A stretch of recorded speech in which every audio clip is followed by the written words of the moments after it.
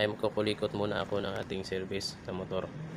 So ngayon mga ka-DIY ay magkakabit tayo, mag-install ako ng mini driving light dahil sobrang hina ng ating stock na ilaw.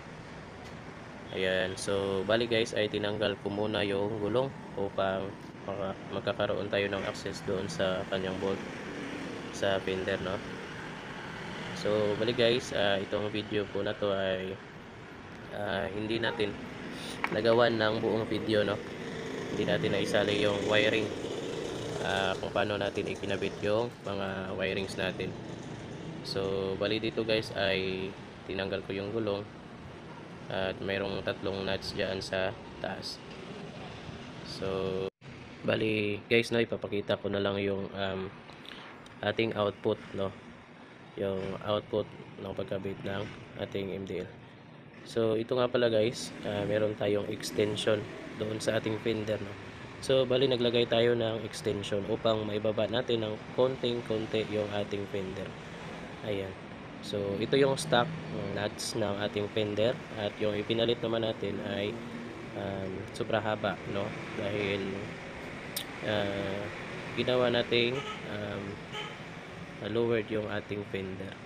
Ayan guys, ito yung ating gamit. Bali sa actual po ay dalawa lang yung ating spacer na nagamit. So bali guys, ay ipapakita ko na lang sa inyo yung output, no, kung maganda ba yung MDL na ating ikinabit. So bali ito guys, umorder tayo na sa online Shopee ng MDL. So bali flex ko lang yung kanilang product, ay sobrang sulit po yung ating pagbili dito. So sinamahan na rin natin ng kanyang mga accessories gaya ng fuse box at isa relay with socket at 10 meters na wire. So ayan, sa kanilang shop lang po natin ito binili lahat, no.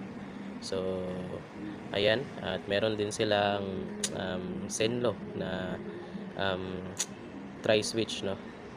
So yan, sobrang sulit dahil meron siyang rubber at hindi basta-basta napapasukan ng tubig. So ayan na po yung kanilang product, no. Yung brand po is Zenlo at yung model naman ay M1. So meron silang, ayan, meron silang warranty, no. Meron silang warranty card at meron silang warranty up to 6 months po, no. Basta hindi lang po damage yung hindi lang po na physical damage po yung ating Zenlo, no.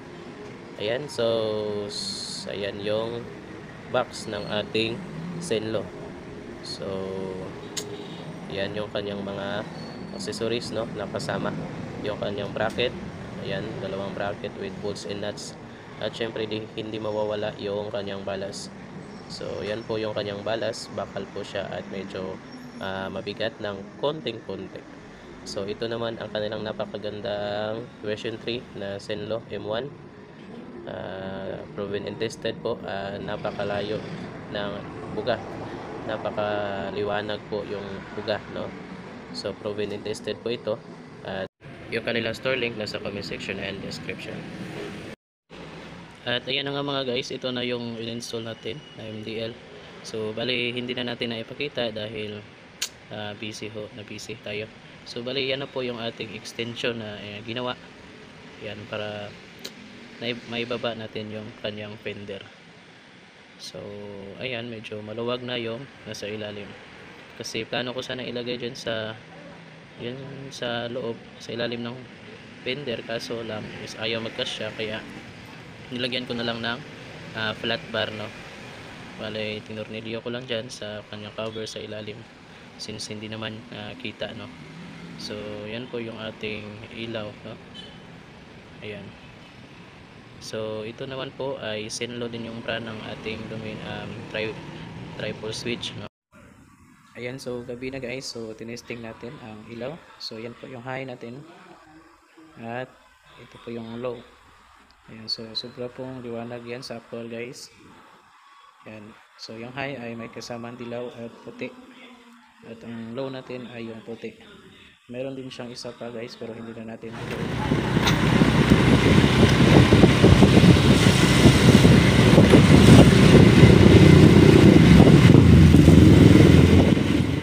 light low, stock light high, low MDL,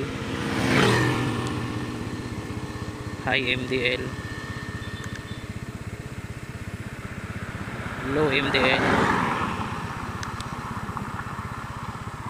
high MDL,